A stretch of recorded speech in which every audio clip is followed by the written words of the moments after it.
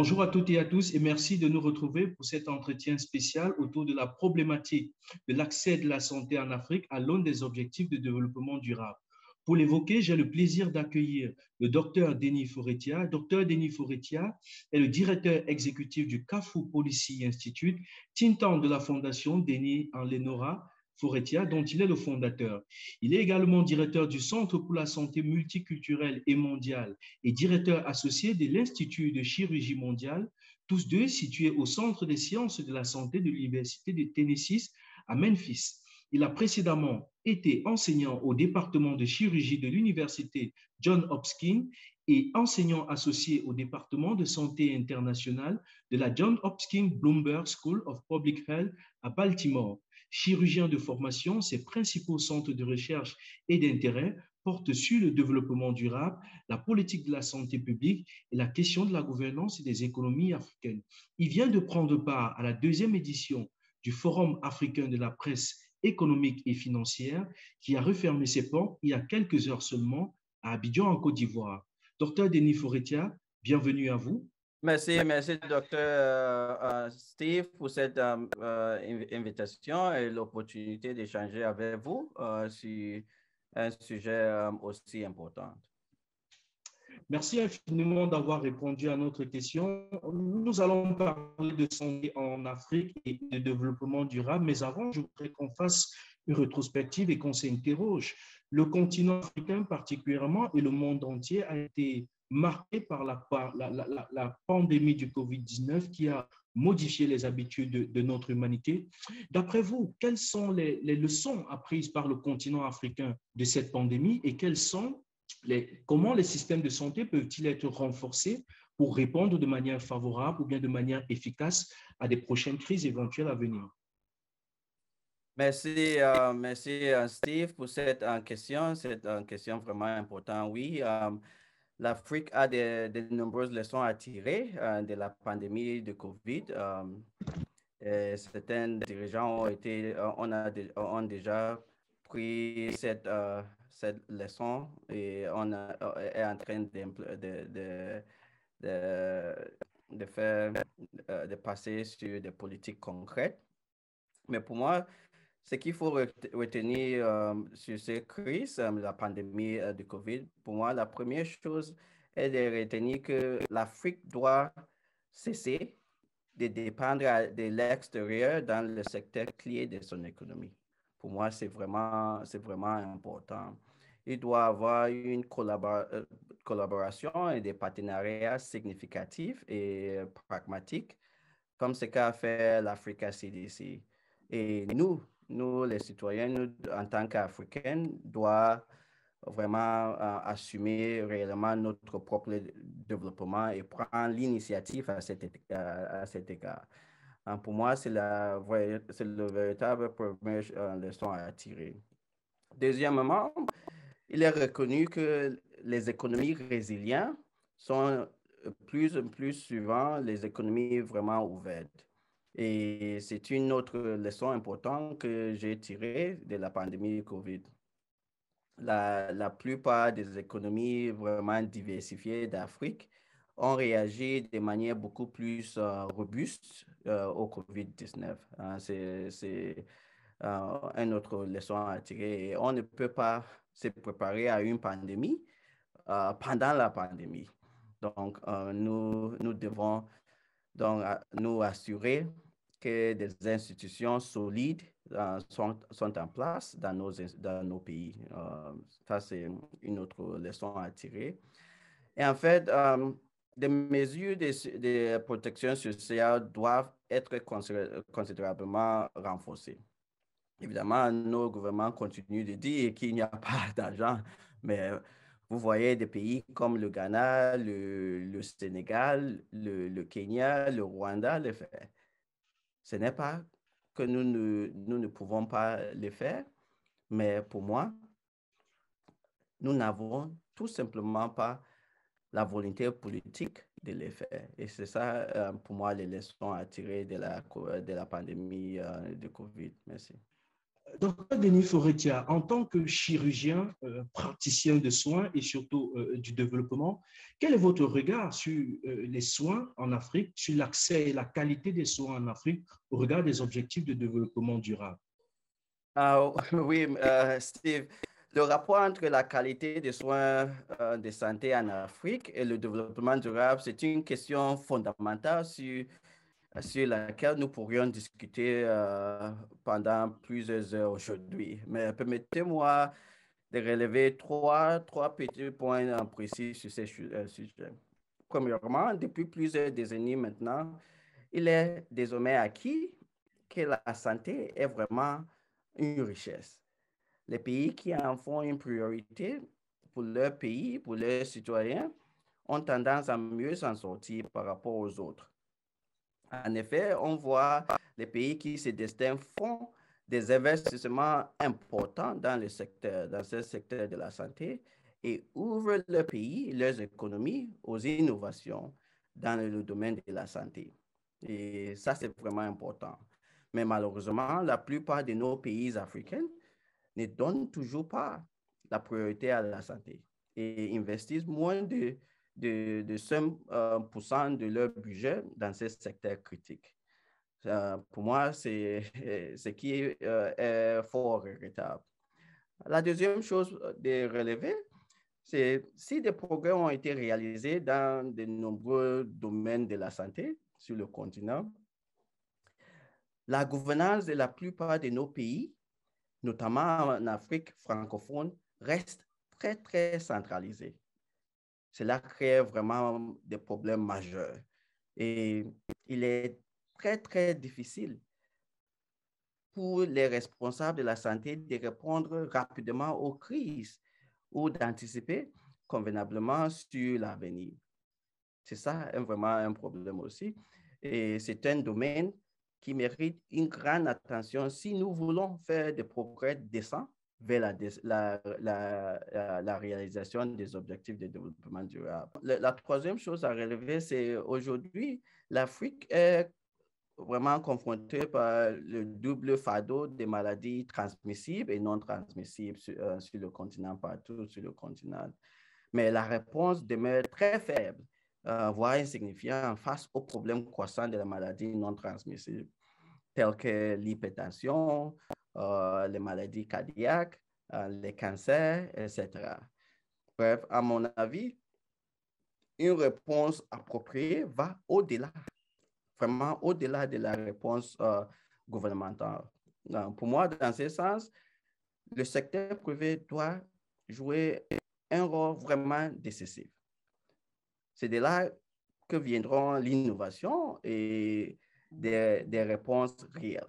Alors, vous faites bien de parler d'innovation et de plus en plus aujourd'hui, on parle d'innovation, on parle de développement technologique, on parle surtout de technologies numériques dans le domaine de la santé et de leur apport sur d'autres cieux. Pour vous, quels sont les défis et les challenges et surtout les opportunités que présentent ces innovations technologiques dans l'accès à la qualité de soins de santé en Afrique?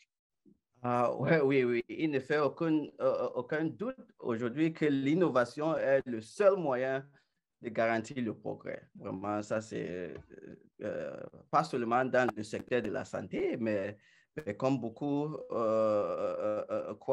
savent aujourd'hui, dans pratiquement tous les secteurs. Mais soyons très, très clairs. L'innovation ne se produit pas dans le vide.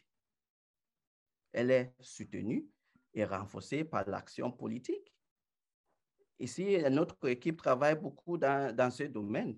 En fait, nous travaillons actuellement sur une application de santé qu'on appelle Bonfine, qui permet aux femmes enceintes de communiquer très, très facilement avec leurs médecins, avec les professionnels de la santé. Les possibilités qui en découlent sont très énormes, sont énormes. Et pas seulement dans le domaine de la santé, bien sûr. Le principal défi, pour moi, que nous constatons aujourd'hui et qu'on voit chaque jour, c'est que l'environnement politique n'est pas favorable. Comment pouvez-vous promouvoir l'innovation tout en imposant une taxe sur l'agent mobile comme vient de le faire notre pays, propre pays, le Cameroun. Cela n'a aucun sens pour moi. Nous devons faire en sorte qu'il soit très facile de créer une entreprise et que les entreprises prospèrent en Afrique et au Cameroun, bien sûr. C'est ça la seule façon de créer.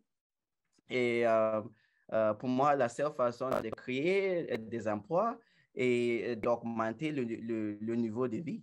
C'est ça vraiment la promesse de l'innovation. Alors, vous parlez de développement durable et nous sommes à quelques années seulement de la fin de ces objectifs de développement durable qui ont été fixés par les Nations Unies à l'attention de tous les pays pour la promotion du bien-être. Alors, pour vous, exactement, quelles sont les stratégies fondamentales que doivent implémenter les États africains pour pouvoir atteindre et réaliser ces objectifs de développement durable? Chaque Camerounais, chaque Africain a vraiment une bonne idée de ce qui doit être fait. Maintenant, les politiques et la façon dont elles sont organisées chez nous aussi au Cameroun, c'est partout en Afrique, font toujours des obstacles à des progrès vraiment significatifs. Tout d'abord, il est impératif de bâtir un contrat social juste et équitable pour tous les citoyens, un contrat assis sur les piliers fondamentaux du respect cardinal de l'état de droit. Ça, c'est vraiment important. Sans le respect de l'état de droit, nous assisterons toujours à la cacophonie que nous vivons dans beaucoup de nos pays aujourd'hui, particulièrement les pays francophones. Le citoyen moyen voit-il ses droits garantis par la loi? Ça, c'est vraiment une question qu'on devait poser tout le temps.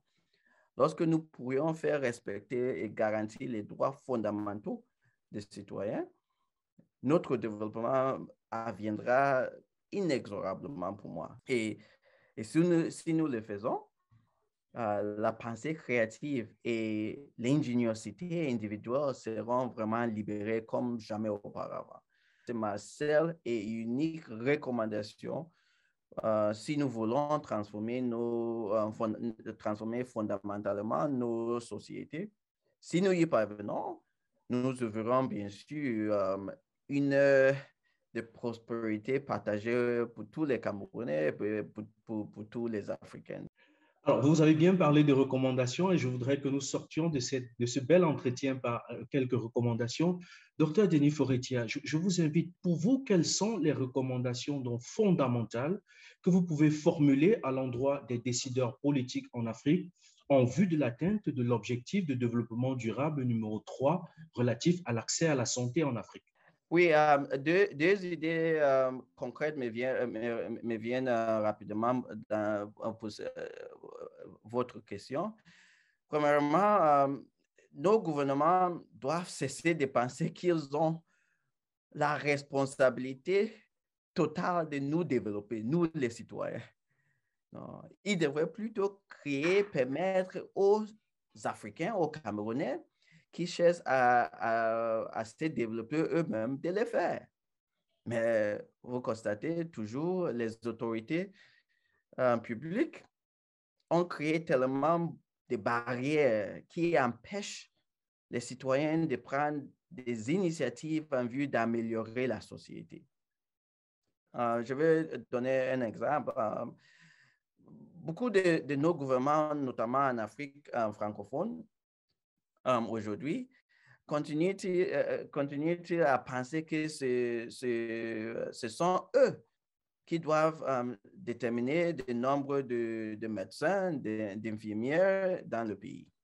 Ils pensent que ce sont eux qui les forment, alors qu'en réalité, ils devraient établir les normes et permettre à beaucoup d'autres citoyens, d'autres organisations de participer activement à la formation des nombreux professionnels de la santé dont nous avons tous besoin.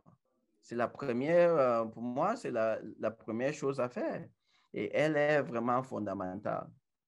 La deuxième chose à faire, nous avons besoin que nos gouvernements prennent des décisions politiques éclairées par de bonnes données. Vraiment, ça c'est important. La grande majorité de nos décisions ne sont pas étayées par des données crédibles. Permettre et soutenir les citoyens et diverses organisations à générer des données est vraiment d'une importance fondamentale. Mais évidemment, de nombreux de nos gouvernements en Afrique francophone ne veulent pas avoir des données fiables à cause des calculs politiques. Mais c'est vraiment ce dont on a besoin. Et pour moi, ce sont les deux choses principales recommandations que je vais m'adresser, je peux m'adresser au gouvernement africain pour faire en sorte que le développement durable soit vraiment une réussite pour nous tous. Merci, monsieur. Merci infiniment, Dr. Denis Foretia, pour votre disponibilité. Merci, Dr. Steve, pour cet entretien et c'était vraiment un honneur pour moi. Je rappelle donc que nous avions le plaisir de recevoir le Dr. Denis Foretia, qui est directeur exécutif du Carrefour Policy Institute, cofondateur de la fondation Denis et Lenora Foretia, médecin chirurgien. Il vient à peine de prendre part au Forum africain de la presse économique et francophone qui vient de refermer ses portes à Abidjan. Merci infiniment à tous et à toutes de nous avoir suivis et à très bientôt.